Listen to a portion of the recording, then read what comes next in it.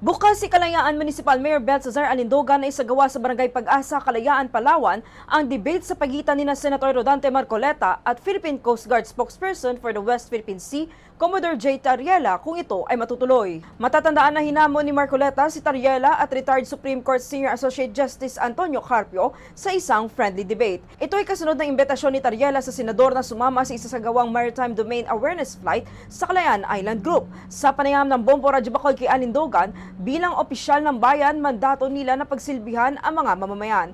Upang malinawan ang lahat, sakaling balak ituloy ang debate, mamarapatin nito na sa lalawigan ng Palawan isagawa, partikular na sa Barangay Pag-asa upang malaman at maunawaan ng mga mamamayan ang kanilang magiging kapalaran. Kung gawin ang debate siguro dito ganapin sa Palawan, kung pwede sa Barangay Pag-asa na kaharap yung mga mamamayan para makita nila at maunawaan din ng ilan sakali matuloy yung issue na ito na ating kinakarap. Kung kami po ay i-ask i-request yung aming assistant, willing po kami. Mula rito sa Bombo Radyo Bacolod, ito si Bombo Macy Famin. This is Bombo Radyo Philippines, the #1 and most trusted source of news and information. Basta Radyo. Bombo!